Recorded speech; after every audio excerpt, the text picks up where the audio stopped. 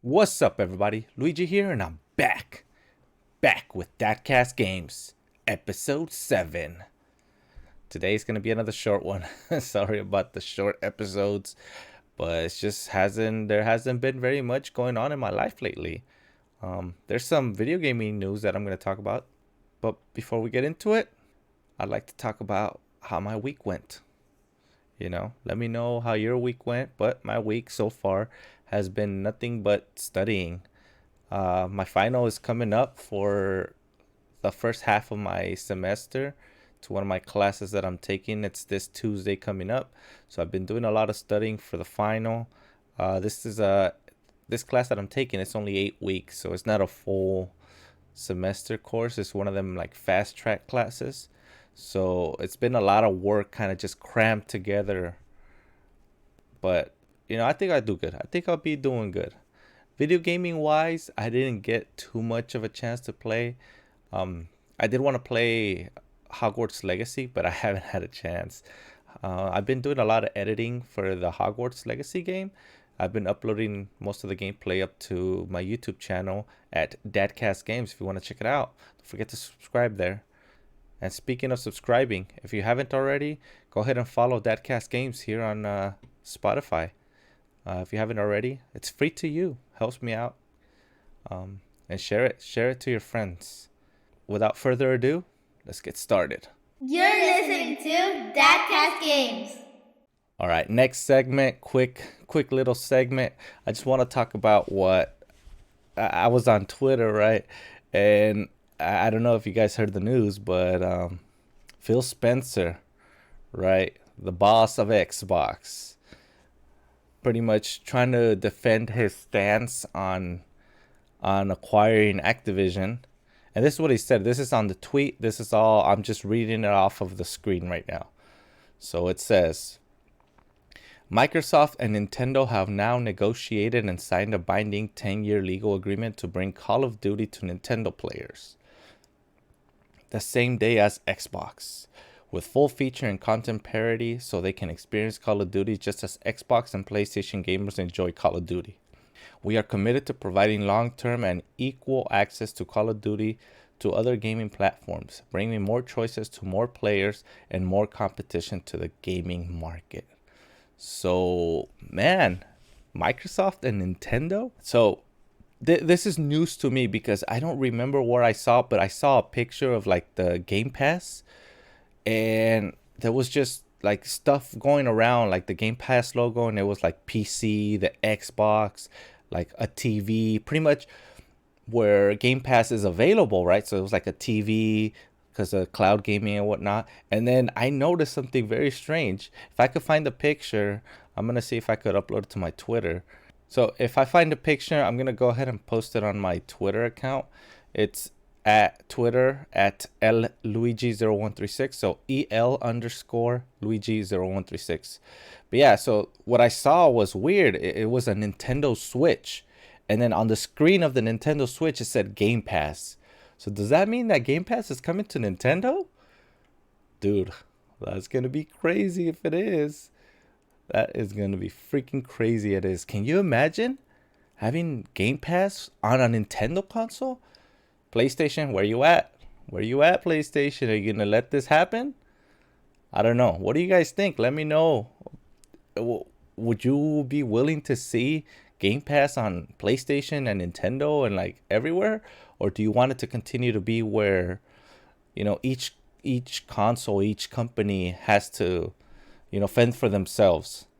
To me, I think this is great news. If it is happening, man, you get to game on anything you want. So if you want to play Xbox games or whatever on a PlayStation console, go ahead. If you want to play it on your PC, if you want to play it on the Switch, if this is coming to Switch, then that means that it's going to come to a future Nintendo console, especially if they this tweet that we saw about it being a 10-year contract, right? So that means that the next Nintendo console is going to have Game Pass, or it's going to have at least Call of Duty on it, right? This is exciting. This is very exciting. And but yeah, I don't know. I think Xbox really needs it because They're still at the bottom of the barrel when it comes to like hardware sales and whatnot. But I think they're doing the right thing into making gaming for everyone, not just a certain ecosystem.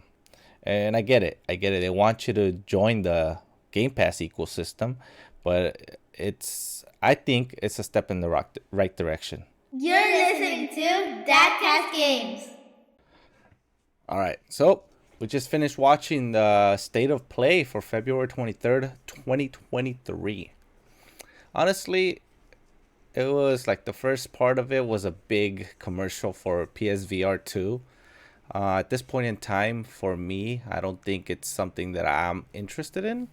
I never really got into the VR hype train. I don't even know how well PSVR 1 did. I don't know. I think one of my friends likes the VR stuff, but I don't know if he ever bought it. Other than that, the games, man, they were kind of lacking. I mean, like they have a bunch, but mm, it seems like they're games that I'm not very interested in. If that makes any sense. Um, so I guess I'll talk about the games that I am interested in. So first one would be Street Fighter 6. I really like Street Fighter games. I actually stopped playing it because I like playing it on the fight stick, and then the fight stick that I got for the Street Fighter 5 broke, and I didn't want to spend too much money fixing it again, and I never did. So I stopped playing it. But definitely Street Fighter 6 looks really fun.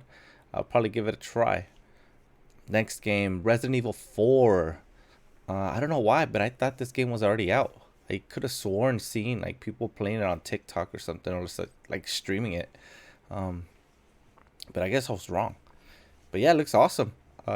Resident Evil 4 was one of my favorite games for like the PS2 era. I remember getting everything, so definitely trying this one out.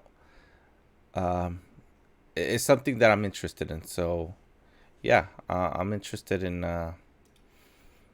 trying out Resident Evil 4.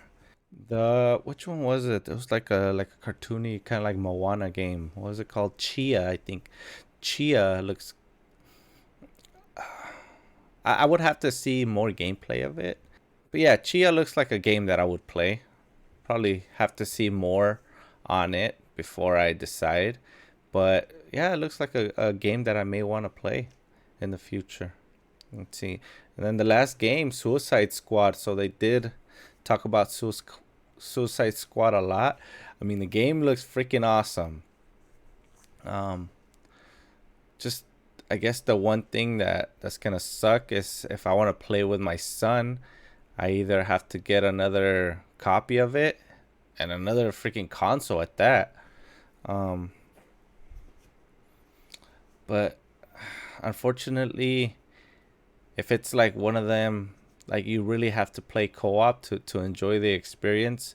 I don't know if that's a game that I am gonna get, just because again it's very difficult for me to get with my friends to play games that are co-op like this. But it definitely looks good. Like I would like to experience the game. And I guess they addressed also the battle pass a little bit. They talked about it a little bit. Essentially, it's just gonna be cosmetic stuff. Obviously, they kind of doing it like the Call of Duty, like the Modern Warfare stuff. Well, Call of Duty, where I mean they're just gonna be coming out with a lot of just cosmetic stuff to make it look cool in game. Um, Other than that, everything else it's all like experience based. You get upgrades for your guns, but like the battle pass stuff, I don't think it's gonna enhance the game in any way or make you stronger at that. I don't think.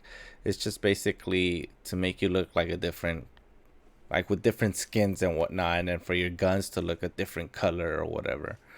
But gameplay wise, the game looks really good. The story seems really badass.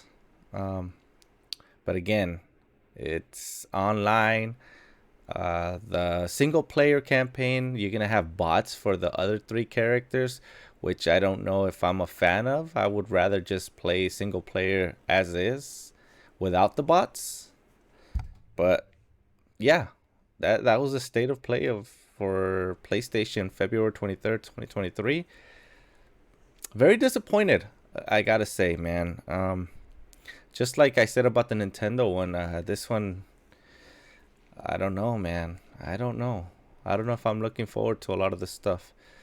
But that's it. Those are my thoughts. You're listening to Dadcast Games. I didn't get to watch The Last of Us, man. The episode of last Sunday. Well, I'm lying. I didn't watch it when it came out. I did watch it, however, yesterday. So it was a good episode. It was a really good episode. I don't know. I want to talk about it a little bit. It might be some spoilers. So if you haven't watched the episode, I would say skip this section. So The Last of Us episode 6. It's called Kin. Very good episode in my opinion.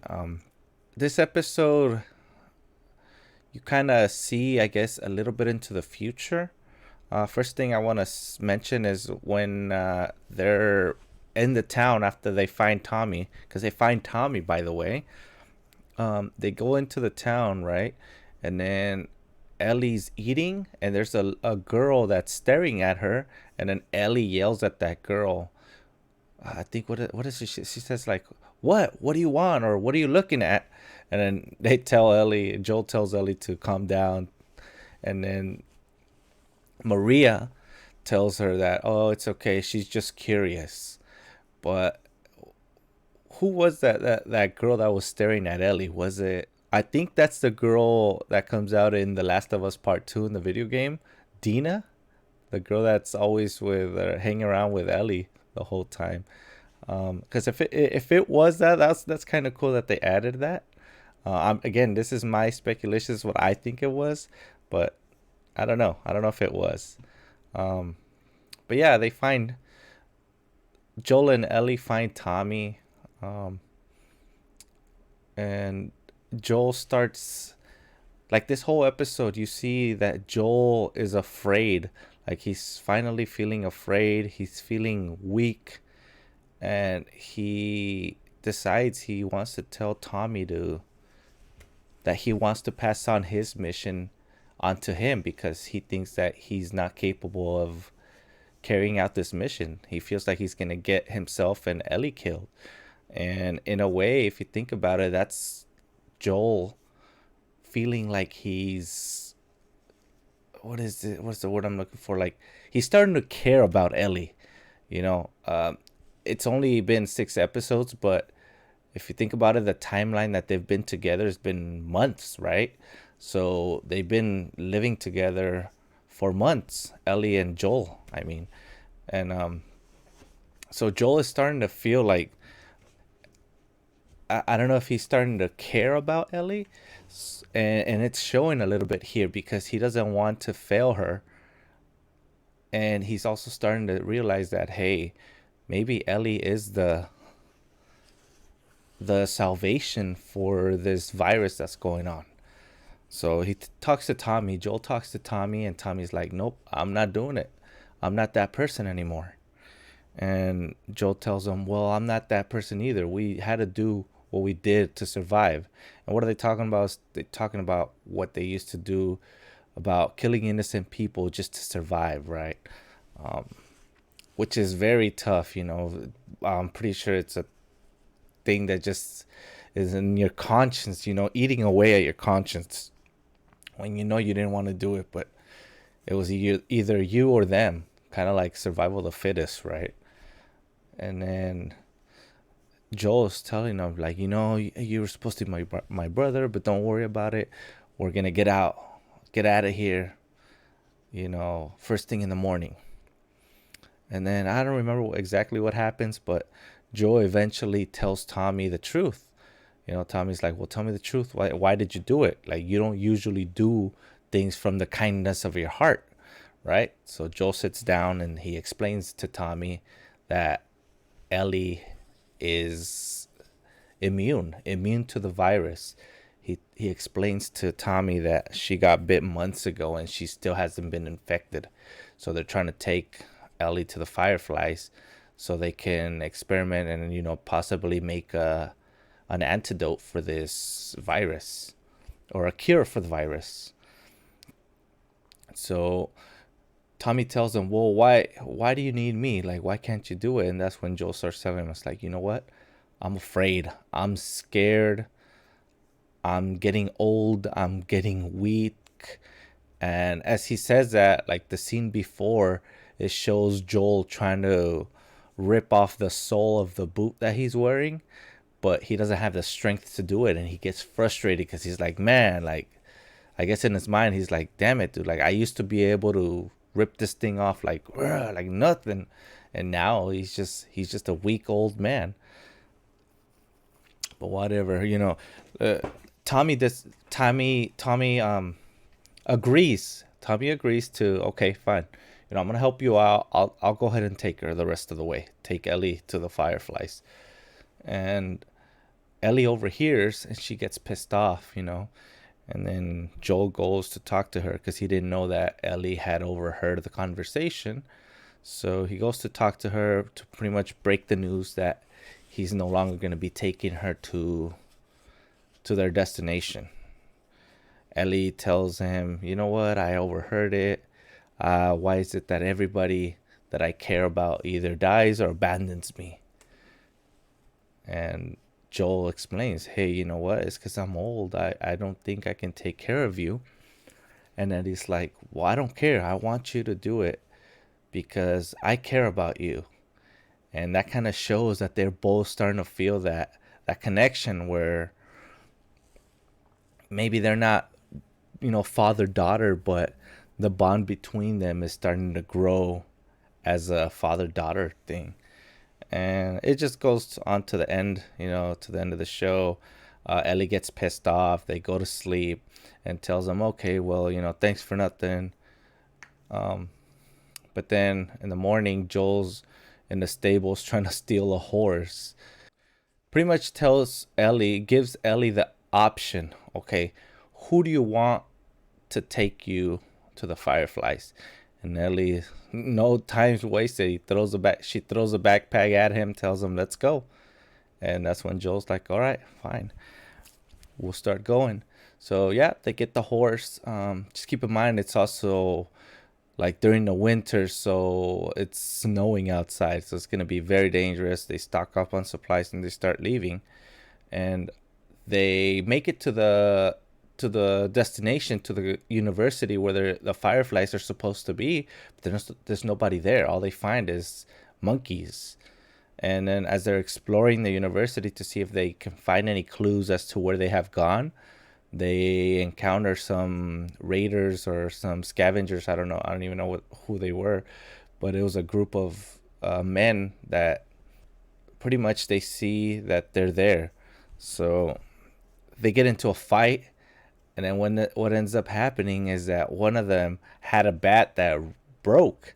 So like the bat handle, and then he only had the bat handle, and the bat had splintered, and that guy ends up stabbing Joel like right in the stomach.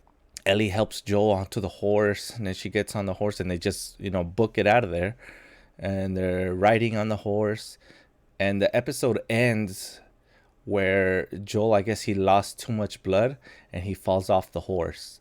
And Ellie doesn't know what to do. She starts crying, "Hey man, I need you. I can't do this without you." And she's like putting pressure on the wound because there's just blood coming out nonstop. And that's where the episode ends, man. So I'm like, oh, I want to see what happens. But that's not going to be until tomorrow. And from the end credit scene, from what I saw, tomorrow's episode is gonna be kind of like a flashback for Ellie, so we're not even gonna know what happens to Joel until probably the next episode. But I'm looking forward to it, man. This freaking show is amazing. I'm really enjoying it. You're listening to Dadcast Games. All right, I appreciate you guys being here with me. Thank you for listening. Any comments, any feedback that you may have, let me know. I'd like to read it. And don't forget, I'll see you guys next Saturday. Later.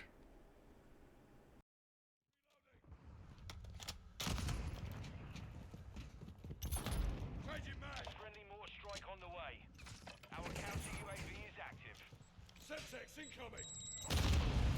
Friendly SAE inbound.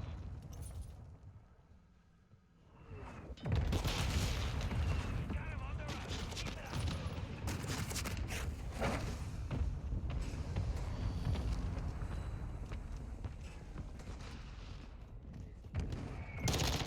Ready for tasking. Tag secure. Kill confirmed. Requesting recon flyover. Copy. UAV is confirmed. Enemy KIA.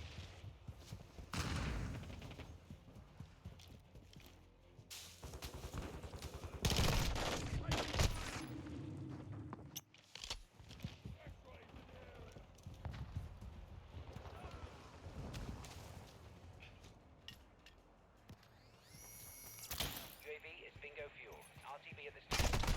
Making effective fire!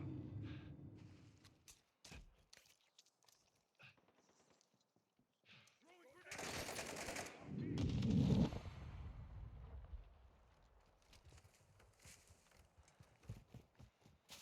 Tag secure. I've got your back.